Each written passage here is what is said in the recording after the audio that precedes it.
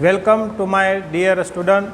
ધોરણ 10 વિષય ગણિત સ્વાધ્યાય 13.1નો દાખલા નંબર 1 અને દાખલા નંબર 2 આપણે જોયો.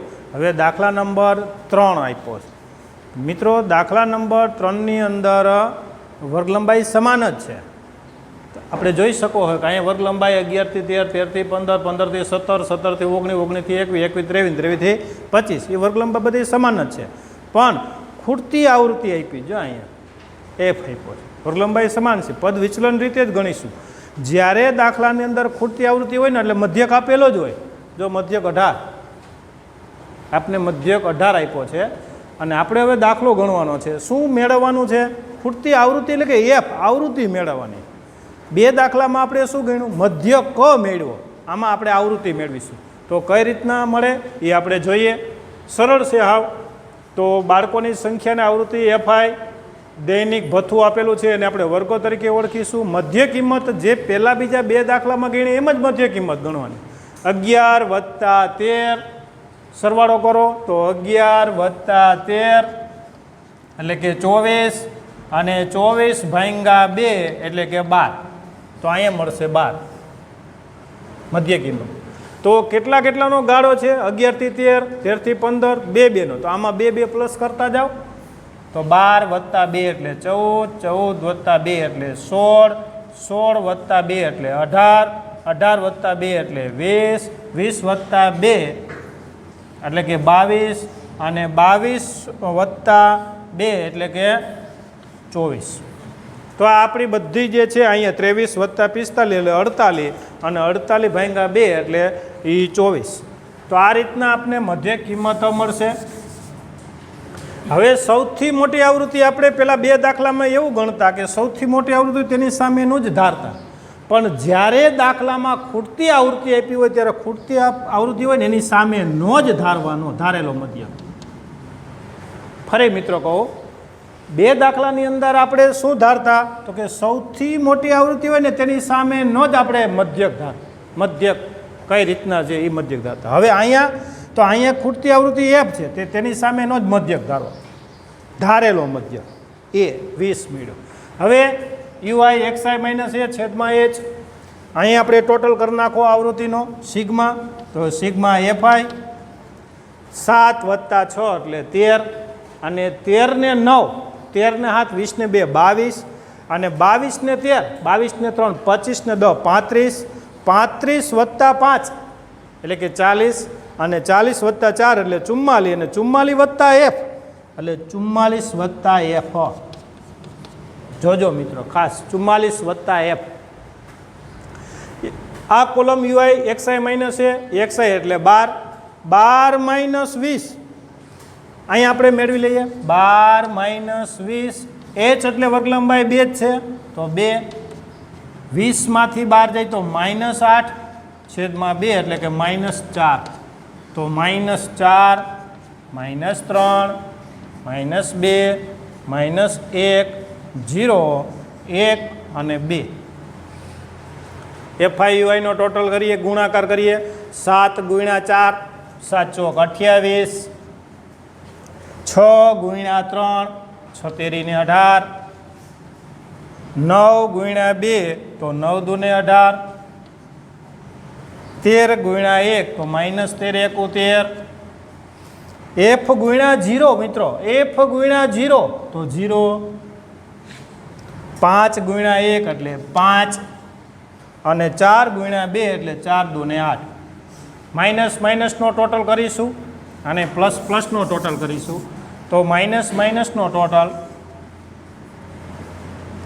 8, 8 ને 8 16, 8 તેરી 24, 24 ને 25 ને 2 27 ને 7 વધી પડી 2, 2 ને 2 4, 1 5, 1 6 ને 1 7 77. પણ કેવા? તો કે -77. પ્લસનો તો કે 8 ને 5 13. સિગ્મા એટલે સરવાળો એફઆઈ યુઆઈ 77 માંથી 13 પહેલાં તો જાય તો 7 માંથી 3 જાય તો 4 અને 7 માંથી 1 જાય તો 6. મોટા આગળ માઇનસ તો -64. મધ્યક અહીંયા આપણે આપ્યો છે. આપણે ખૂટતી આવૃત્તિ જ મેળવવાની છે. તો સૂત્ર મૂકીએ.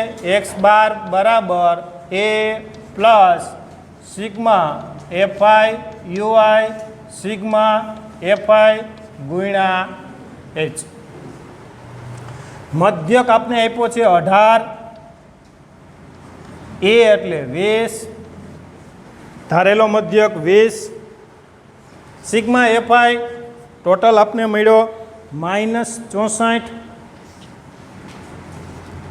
છેદમાં સિગ્મા એફઆઈ તો 44 વત્તા એફ, તો અહીં 44 વત્તા એફ અને એચ એટલે 2. જોજો મિત્રો, હવે આ 20 ને આ બાજુ લઈ આવો તો ગણિતનો એવો નિયમ છે કે સ્થાન બદલે તો નિશાની પણ તો 18 - 20 બરાબર -64 વત્તા 44 વત્તા એફ ગુણ્યા 2. આ 20 માંથી 18 જાય તો મોટા આગળ માઇનસ એટલે -2. અહીંયા મિત્રો ગુણાકાર થાય 64 ગુણ્યા 2 એટલે 4 દૂને 8 અને 6 2 12 એટલે 128 પણ માઇનસ અને 44 વત્તા એફ.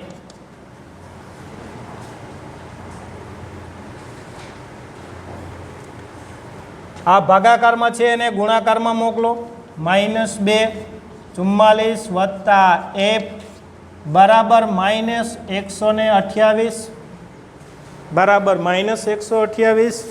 હવે અહીંયા ગુણાકારનો સંબંધ છે તો જો અહીંયા ગુણાકારનો છે ને સીધો તમે ભાગાકારમાં મોકલી દો તો પણ ચાલે, અને આને ગુણાકાર તરીકે દર્શાવો તો 44 ગુણ્યા 2 એટલે 44 દુ 88 પણ -88 -2f તો -2f બરાબર -128.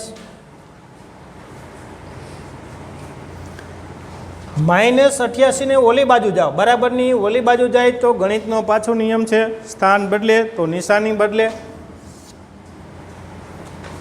તો -2f બરાબર -128 પ્લસ 88, સ્થાન બદલે એટલે નિશાની બદલી. -2f બરાબર 128 માંથી 88 જાય તો રફ કામ કરી લેવું, એમાં આળસ કરવી નહીં.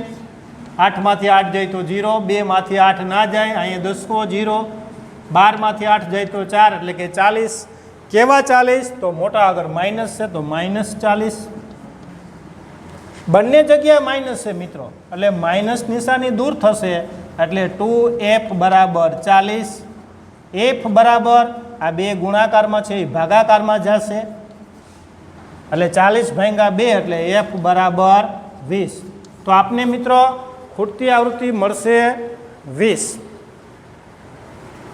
ચલો મિત્રો, સ્વાધ્યાય 13.1 દાખલા નંબર 4. દાખલા નંબર 1 ગણ્યો, દાખલા નંબર 2 ગણ્યા, દાખલા નંબર 3 અને દાખલા નંબર હવે આપણે ગણશું નંબર 4. પહેલા દાખલાની અંદર એ વર્ગ લંબાઈ સમાન હતી એટલે પદ વિચલનની રીતે ગણ્યો.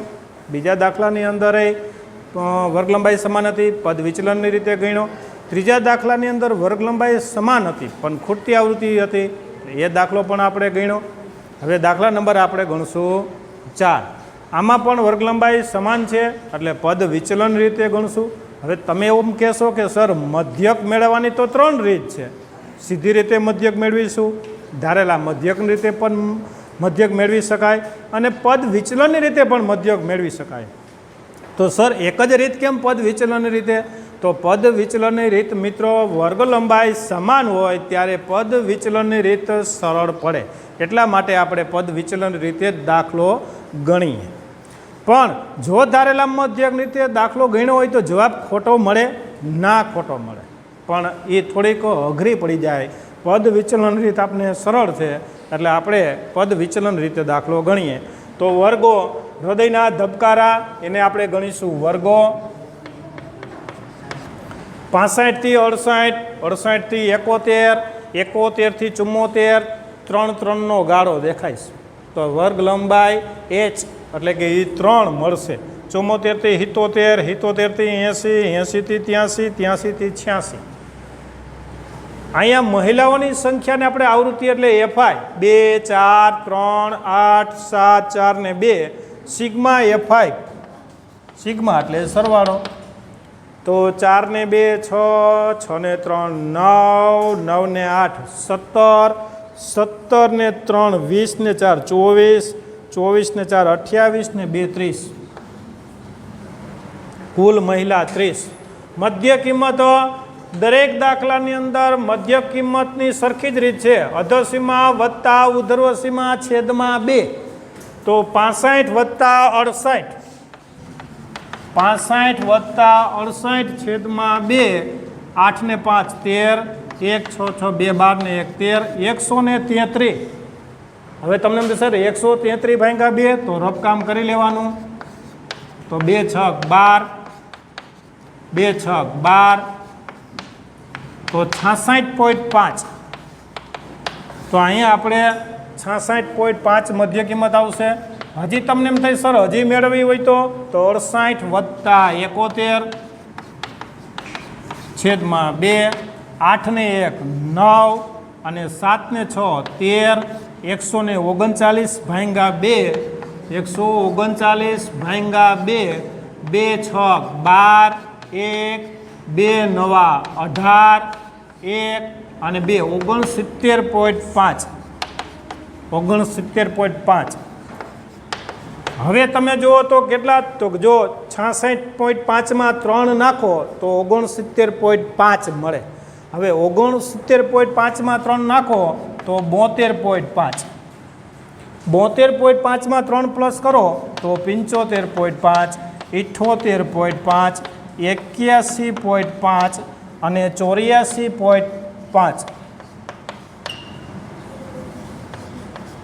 આ આપણી થઈ મધ્ય કિંમત યુઆઈ એક્સઆઈ માઇનસ એ છેદમાં એચ સૌથી મોટી આવૃત્તિ કઈ દેખાશ મિત્રો 8 તો તેની સામેનો જે છે એ આપણો ધારેલો મધ્યક એટલે કે એ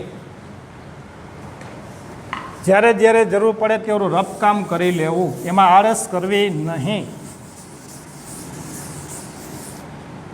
તો 75.5 એ આપણે ધારેલો મધ્યક આની કોલમ જોઈએ તો 66.5 આનો યુઆઈ જોઈએ જો તો 66.5 માઇનસ 75.5 અને છેદમાં વર્ગ લંબાઈ એટલે કે એચ એ આપણે મળી 3 તો 3 તો 75.5 માંથી 75.5 માઇનસ 66.5 એટલે 75.5 66.5 બાદ બાકી કરવાની છે મિત્રો 5 5 5 જાય 0 અહીંયા 10 અહીંયા 6 15 માંથી 6 જાય તો 9 6 માં 6 જાય 0 એટલે કે 9 વધ્યા 9 ના છેદમાં 3 પણ માઇનસ 9 એટલે કે માઇનસ 3 તો માઇનસ 3 માઇનસ 2 માઇનસ 1 0 1 2 અને 3 હવે મિત્રો આપણે જોઈશું એફઆઈ યુઆઈ તો 3 દુ ને 6 4 દુ ને 8 3 એકુ 3 માઇનસ 3 8 ગુણ્યા 0 તો 0 મળશે 7 એકુ 7 4 2 8 અને 3 દુ ને 6 સિગ્મા એફઆઈ યુઆઈ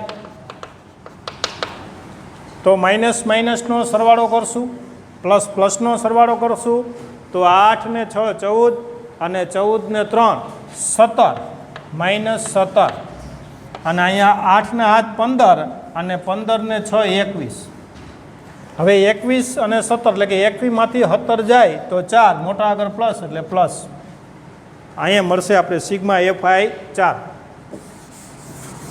સૂત્ર મૂકીએ x બાર બરાબર મધ્યક કઈ રીતે ગણશું તો કે પદ વિચલન રીતે મધ્યક પદ વિચલનની રીતે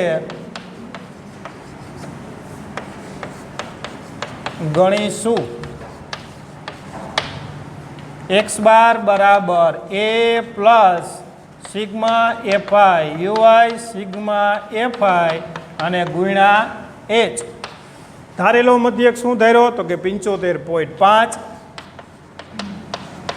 પ્લસ સિગ્મા એફઆઈ યુઆઈ આપને મળ્યો છે 4 તો 4 સિગ્મા એફઆઈ તો અહીંયા ટોટલ આપણે કર્યો છે 30 તો 30 અને વર્ગ લંબાઈ આપણી પાસે મળી 3 અહીંયા છેદ ઉડે છે મિત્રો 10 તેરીને 30, તો 75.5 વત્તા 4/10.